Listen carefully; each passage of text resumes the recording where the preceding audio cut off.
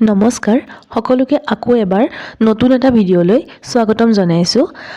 আজি আমি আলোচনা কৰিম এডিআৰই 2024ত যি আমাৰ পৰীক্ষা অনুষ্ঠিত হ'ব সেই পৰীক্ষাত আহিব পৰা আসাম জিকেৰ সম্ভাৱ্য 20টা MCQs। আমি আগতে এটা ক্লাছ 1 বুলি এটা ভিডিঅ' আপলোড কৰিছোঁ, আপোনালোকে যদি সেইটো ভিডিঅ' চোৱা নাই চাই ল'ব। আৰু আজিও আপোনালোকে 20টা MCQs মোৰ লগত কৰি যাব আৰু কিমানটা শুদ্ধ কৰিলে কমেণ্ট বক্সত জনাব আৰু ভিডিঅ'টো শেষলৈকে চাব।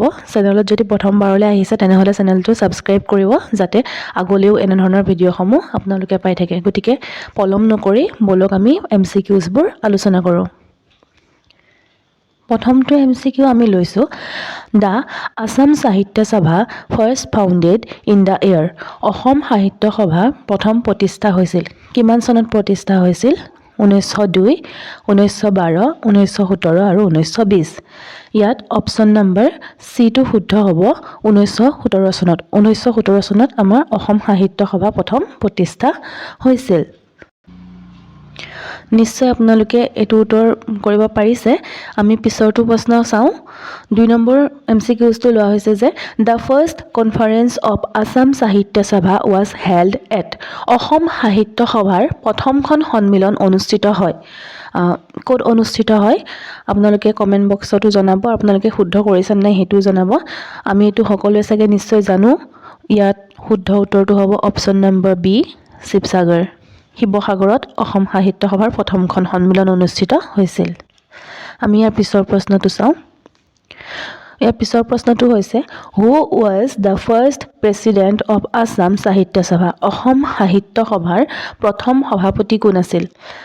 অসম সাহিত্য সভাৰ প্ৰথম সভাপতি আছিল, ইয়াৰ শুদ্ধ উত্তৰটো হ'ব option number B, Padmanath Gohain Baruah. এইটো হ'ব ইয়াৰ শুদ্ধ উত্তৰটো। পিছৰ প্ৰশ্নটো চাওঁ। 4 নম্বৰ প্ৰশ্নটো আমি লৈছোঁ, which one is the first Assamese novel. কোনখন প্ৰথম অসমীয়া উপন্যাস? প্ৰথম অসমীয়া উপন্যাস হৈছে ইয়াত অপশ্যন নম্বৰ চিটো শুদ্ধ হ'ব ভানুমতী। ইয়াৰ পিছৰ প্ৰশ্নটো চাওঁ। ইয়াৰ পিছৰ প্ৰশ্নটোত সোধা হৈছে দ্য অভিৰুচি sports day is celebrated on. অভিৰুচি ক্ৰীড়া দিৱস উদযাপন কৰা হয়। আমি অভিৰুচি ক্ৰীড়া দিৱস কেতিয়া উদযাপন কৰোঁ? ইয়াৰ শুদ্ধ উত্তৰটো হ'ব অপশ্যন নম্বৰ চি, 3 ছেপ্টেম্বৰ। 3 ছেপ্টেম্বৰত আমি অভিৰুচি ক্ৰীড়া দিৱস উদযাপন কৰোঁ। আমি 6 নম্বৰ কুৱেশ্যনটো চাওঁ। 6 নম্বৰ কুৱেশ্যনটোত সোধা হৈছে who was the last king of Ahom kingdom. Ahom ৰাজ্যৰ শেষ ৰজাজন কোন আছিল? হয়নে? আহোম ৰাজ্যৰ শেষ ৰজাজনৰ নাম আছিল কি? ইয়াৰ শুদ্ধ উত্তৰটো হ'ব অপশ্যন নম্বৰ চি, পুৰন্দৰ সিংহ। আমি ইয়াৰ পিছৰ প্ৰশ্নটো চাওঁ। 7 নম্বৰ প্ৰশ্ন, the first book to win সাহিত্য একাডেমী এৱাৰ্ড ইজ। সাহিত্য একাডেমী বঁটা লাভ কৰা প্ৰথম গ্ৰন্থ হৈছে। সাহিত্য একাডেমী বঁটা লাভ কৰা প্ৰথমখন গ্ৰন্থ হৈছে কি? বনফুল। অপশ্যন নম্বৰ বি শুদ্ধ উত্তৰ। আপোনালোকে নিশ্চয় উত্তৰবোৰ কৰিব পাৰিছে। পিছৰটো প্ৰশ্নলৈ আগবাঢ়োঁ।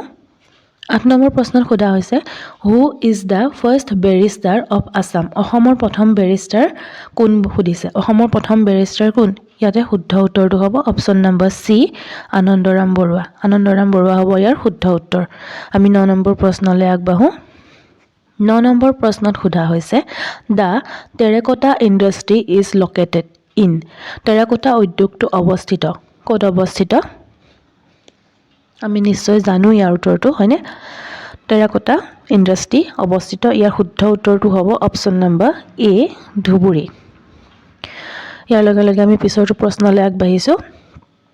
10 নম্বৰ প্ৰশ্নটোত সোধা হৈছে দ্য ফিল্ম হালধীয়া চৰায়ে বাও ধান খায় ৱাজ ডাইৰেক্টেড বাই। হালধীয়া চৰায়ে বাও ধান খায় ছবিখনৰ পৰিচালক কোন? এই ছবিখনৰ পৰিচালক হৈছে, ইয়াৰ শুদ্ধ উত্তৰটো হ'ব option number B, Jahnu Baruah. 11 number প্ৰশ্নটো চাওঁ।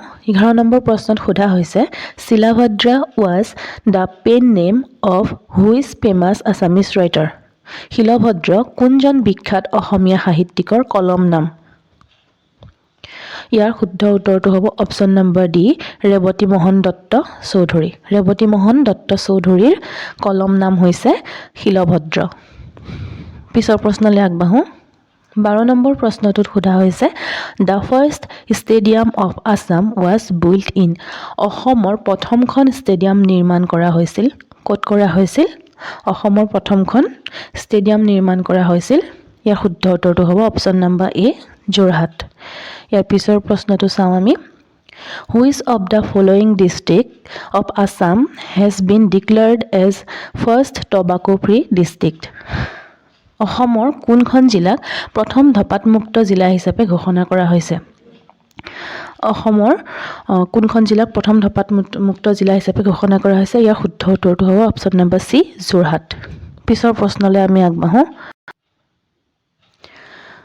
14 নম্বৰ প্ৰশ্নটোত সোধা হৈছে the historic of Assam accord was sign on ঐতিহাসিক অসম চুক্তি স্বাক্ষৰিত হয় কিমান চনত স্বাক্ষৰিত হয় ইয়াৰ শুদ্ধ উত্তৰটো হ'ব অপচন নম্বৰ এ 15 আগষ্ট 1985 পিছৰ প্ৰশ্নলৈ আগবাঢ়ো 15 নম্বৰ প্ৰশ্নত সোধা হৈছে Medam Mephi festival is celebrated annually on বছৰি মেডাম মেফি উৎসৱ পালন কৰা হয় কোন তাৰিখে পালন কৰা হয় মেডাম মেফি উৎসৱ পালন কৰা হয় ইয়াৰ শুদ্ধ উত্তৰটো হ'ব অপচন নম্বৰ এ 1 জানুৱাৰী আমি ইয়াৰ পিছৰটো প্ৰশ্ন চাওঁ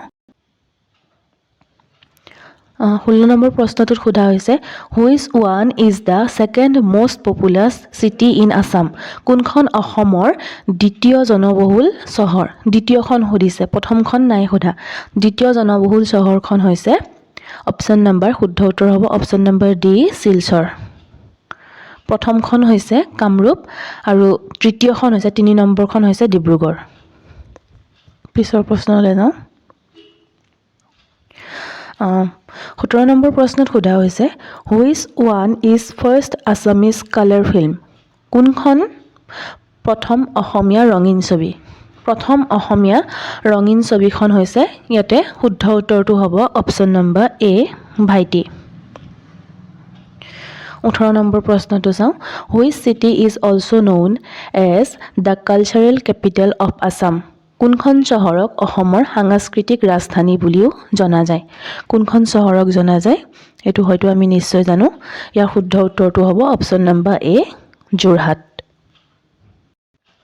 আমি 19 নম্বৰ প্ৰশ্নটো চাওঁ 19 নম্বৰ প্ৰশ্নত সোধা হৈছে which of the following is considered the second Kashi in Assam তলৰ কোনটোক অসমৰ দ্বিতীয় কাশী বুলি গণ্য কৰা হয় কামাখ্যাক কৰা হয় নে নৱগ্ৰহ টেম্পলক কৰা হয় নে শ্ৰী সূৰ্য পাহাৰক কৰা হয় নে উগ্ৰতাৰাক কৰা হয় ইয়াৰ শুদ্ধ উত্তৰটো হ'ব অপচন নম্বৰ সি শ্ৰী সূৰ্য পাহাৰ 20 নম্বৰ প্ৰশ্নলৈ আগবাঢ়ো 20 নম্বৰ প্ৰশ্নত কোৱা হৈছে which site is called as Khajuraho of Assam কোনটো স্থানক অসমৰ খাজুৰাহো বুলি কোৱা হয় কামাখ্যাক কোৱা হয় কামাখ্যা মন্দিৰক কোৱা হয় নে মদন কামদেৱ মন্দিৰক কোৱা হয় নে শুক্ৰেশ্বৰ দেৱালয়ক কোৱা হয় নে বশিষ্ঠ আশ্ৰমক কোৱা হয় ইয়াৰ শুদ্ধ উত্তৰটো হ'ব option number B Madan Kamdev